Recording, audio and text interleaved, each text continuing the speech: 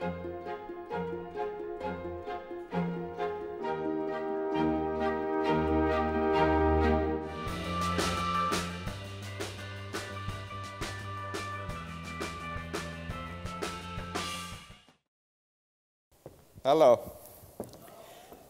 So I had prepared a wonderful presentation for you, a six-dimensional matrix discussing the global innovation economy and the dawn of fair, just capitalism.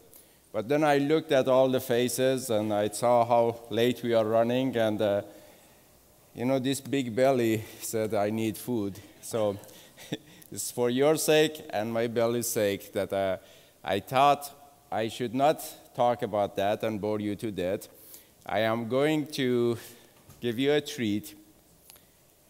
I was told about February of last year by my wife that in order to raise funds for one of our NGOs that our foundation has been supporting, she's signed us up to go to Kalapatar, which is about 1,000 feet above the base camp of the Everest. And I better get in shape. And she said it's November. So I panicked, and I figured out I had to lose about 30, 40 pounds. I had to figure out how to go 8 days up and 3 days down. I had the pleasure of having broken 12 body parts from bones to things from top to head, many different things, and I could never hike more than a couple hours down. So I thought, how in the hell am I going to be prepared for this? And I had the fortune of, thanks to Deepak's teaching me how to do meditation. He had to hold me by the ear, take me to his place, and say, you sit down here and learn. And he introduced me to some amazing gurus who introduced me to some other ones, and one thing led to another, and I practiced with them. And one of the most amazing gurus I met was this gentleman. I will have the privilege of introducing him to you. His name is Bronislav. He comes from Russia, speaks 11 languages. He has written 40 books. He's a poet. He's a painter, he's a musician, and he's a martial arts expert. He does Shogun. And when I say he knows languages, he really does. One of those languages is Chinese. He studied Chinese so deeply. He took me to the Wuishan region, southern part of China, and 12 days. He took me around from one monastery to another, introduced me to some amazing people, and taught me how to first meditate deeper, how to improve my body, how to start to walk down. I used to, trying to come down, I had to turn sideways and go this way very carefully because I had broken ankle, broken knee, broken tibia, femur, name it. Every part had been broken through lots of horrible sports that I had done. He taught me how to walk straight, come down, and he taught me to run down. And the last 3 days of Everest was walking down. I did it gloriously, and I'm still here. The things worked out. So it's my honor and privilege to introduce Bronislav to you.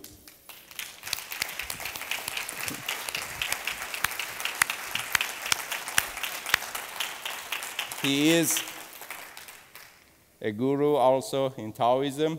He has studied, as I said, ancient Chinese, and he has translated the Book of Changes of Confucius to Russian. So it's really our honor to have you here.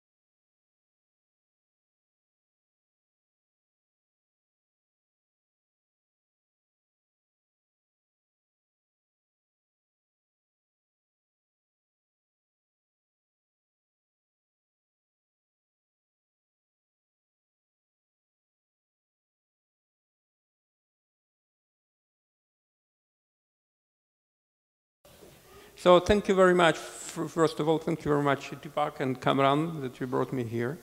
And it's a great honor for me just to say several words about what I'm doing. And I'm studying consciousness for the most part of my life.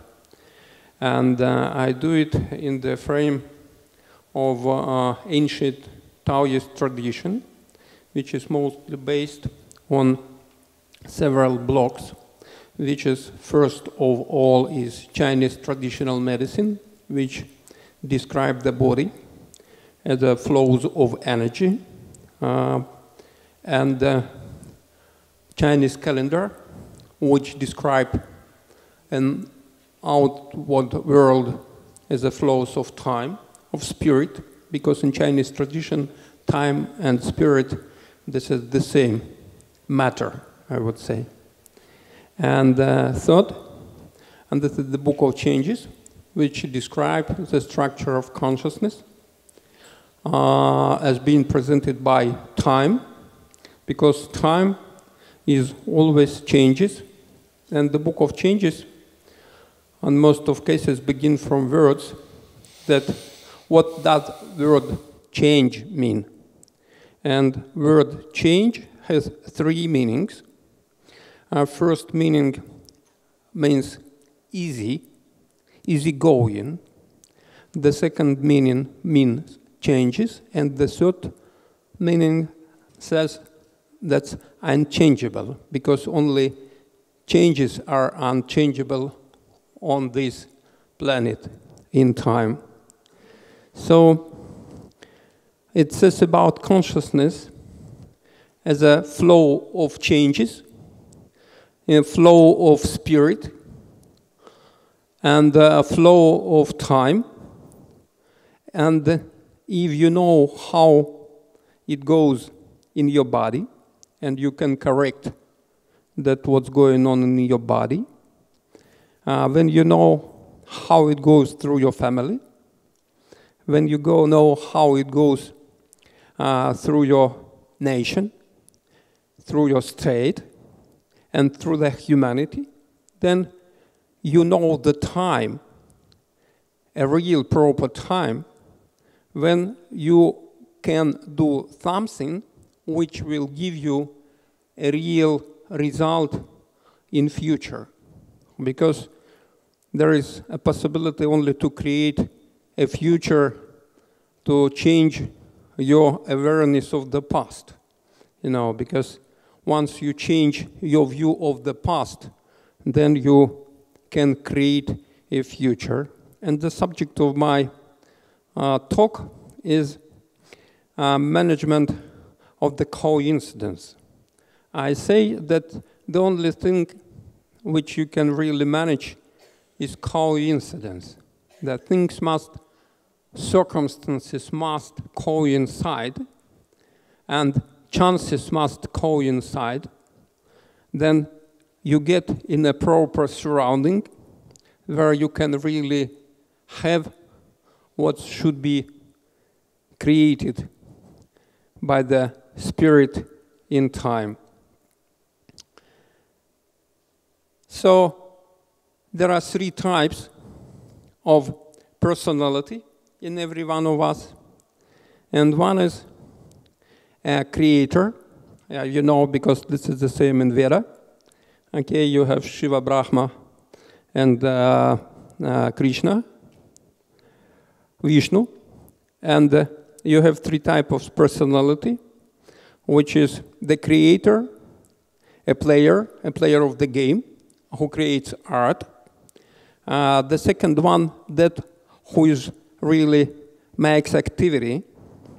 And the third one is that who really rules the coincidence, just attracting a proper future from the field of spirit. And I think that it would be very interesting for the research of the consciousness to make an exploration of the semiotics, I mean comparative exploration of the semiotic of three main sources of the cognitive structure of the modern world, which are Veda, which are Book of Changes, and which are Torah, actually. And as far as I know, anybody never enterprised such thing, which I think would be very useful, because all those three texts are only about the consciousness and nothing else. And they are being sources which created the way of thinking which we have now. And consciousness is being explicitly seen in the way of thinking, because it functions as thinking. And if you don't change the way how you think, then you can always will have the same results, notwithstanding what good intention you have. So the main purpose is to change the way of thinking, and the way of thinking can be changed only if it will be described in the different terms, notions, and values. Thank you very much. So,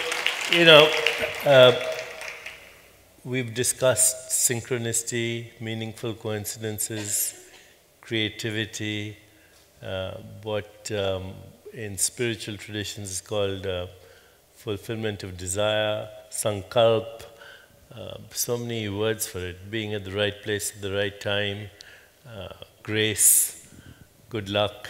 All of these refer to the fact that when we can go to a non-local state of awareness beyond our personal ego identity, then our intentions somehow coincide, but that's what a coincidence is. Our intentions coincide with the non-local domain, which is called spirit or consciousness. And what he very elegantly explained is that these three elements of creation, maintenance, and destruction, which in our Indian Vedic tradition, Brahma, Vishnu, Maheshwara, that if you understand these three forces, and that if you align your deeper intent with the co-emergence of these three forces, then your intention is no longer personal, but non-local. And this is what in great, at least yogic tradition, is dhyan, dharana, samadhi. Dhyan is the act of meditation, dharana is focused awareness, and samadhi is transcendence. And what we're learning, at least right now from you, is that the same holds true in the Taoist tradition. Absolutely, absolutely the same. Because I suppose the way is only one way, no other way.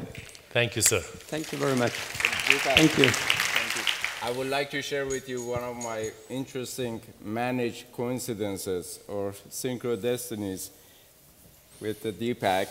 One time I was going to New York. I called him and I said, I'm coming to New York today, and are you around? Can we have a meeting? And he said, yes, we can have dinner. I said, oh, unfortunately, I have my dinner appointment, but after dinner. He said, no, I have to go to Berlin next day. I have an early flight. I can't stay up. And I said, well, it would be great to see you. And he said, just put your wish to the universe and we will see what happens. I want to see you, you want to see me. We'll see what happens. You know, there are only 12 million people in New York, and you put your wish in there and say, yes, I would like to see him. And he says he likes to see me. So I forgot about this conversation, and I went to the restaurant.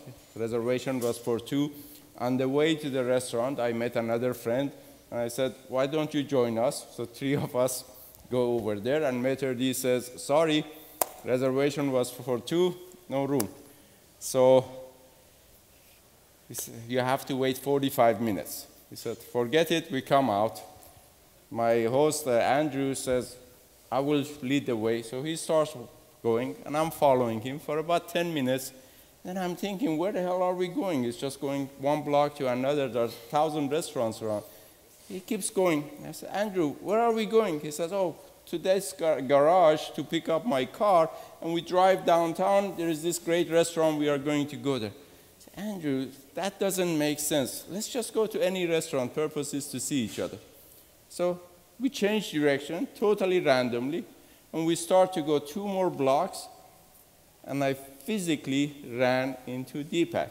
Boom. And he looks at me and he says, I told you so.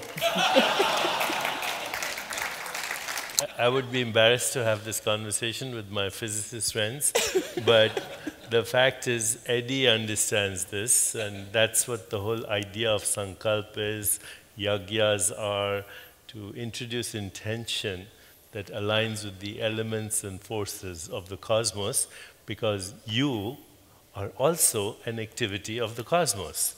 See, our science usually separates us from the cosmos. That's classic Western medicine, even quantum mechanics. The observer causes the collapse of the wave function. But that's not how Eastern wisdom traditions see it. It's the observer is an activity of the universe, is an activity of Brahma, Vishnu, Maheshwara. That's what sankalpa is, and that is what the yagyas are. These beautiful ceremonies, which actually Eddie does in the original Sanskrit better than anyone I know, to channel the energy of the cosmos and align it with sankalpa. So that was a diversion from our usual conversation that we have at Sages and Scientists. But I had to tell you the facts. Thank you. Thank you, Kamran.